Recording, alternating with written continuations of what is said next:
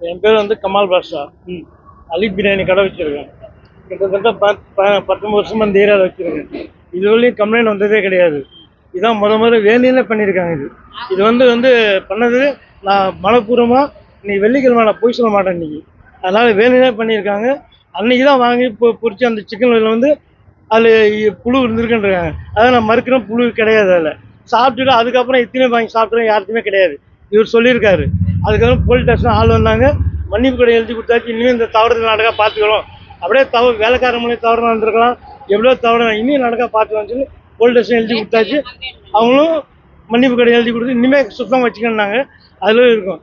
இப்போ இந்த நான் முழுக்க சொல்கிறேன். மன்னிப்பு கடிதம் எழுதி புழு இல்லாமல் நீங்கள் எழுதி கொடுத்து வரீங்க.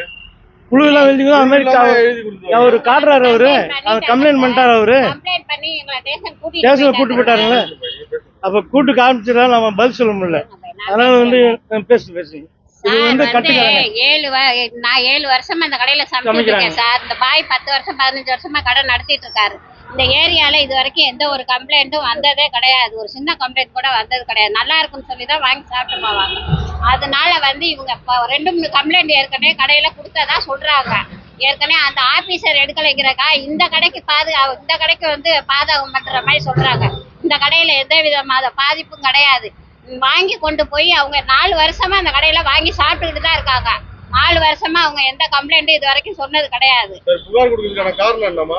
புகார் கொடுக்க காரணம் என்னன்னா, திடீர்னு அவங்க 3 கடைக்கு ஏற்கனவே இப்போ உங்கள்கிட்ட சொன்ன மாதிரி 3 கடை 4 கடையில நாங்க சொன்னோம், அவங்க கேட்கலன்றதுக்காக 4வது கடை இங்க எந்த காரணத்தினால சொல்றாங்கன்னு எங்களுக்கு தெரியல. ஆனா கொண்டு போய் வாங்கிட்டு போய் வீட்டுல சாப்பிட்டுட்டு வெந்த சிக்கன்ல முண்டிக்கிட்டு இருக்குன்னு சொன்னா இது எப்படி சார் நம்ப முடியும்? நாங்க தவறு செய்யவே இல்லை. மேற்கொண்டு ஸ்டேஷன்ல இருந்து எங்களை ஏற்று போலீஸ் எல்லாம் ஏறுங்க வண்டியிலன்னு சொன்னோன்னே நாங்க போய் அங்க சொன்னோம். அவங்க மன்னிப்பு கடிதம் செய்த எங்களுக்கு தெரியாது இந்த மாதிரி சொல்றாங்க. இது மாதிரி இனிமேல் அப்படி ஒரு தவறுதல் வந்தா நாங்க செய்ய மாட்டோம். மன்னிப்பு செஞ்சு அவங்க சொல்றதுக்கு மன்னிப்புன்னு நாங்க எழுதி கொடுக்க சொன்னாங்க. நாங்க எழுதி கொடுத்துட்டு வந்தோம் சார். அவங்க போன ஃபுட்டேஜ் எல்லாம் இருக்குதா? அவங்க சிக்கன் வாங்கிட்டு போனதெல்லாம் இருக்கா? அவங்க கொண்டு போன சிக்கனை எங்கள்கிட்ட திருப்பி எடுத்துட்டு போயிட்டாங்களா? எடுத்துட்டு வரவே இல்லை போல இருக்கு. அவங்க இந்த மாதிரி இருக்கா?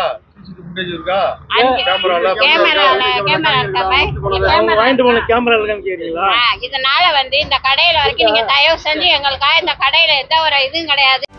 செய்திகளை உடனுக்குடனும் துல்லியமாகவும் தெரிந்து கொள்ள சப்ஸ்கிரைப் பண்ணுங்க.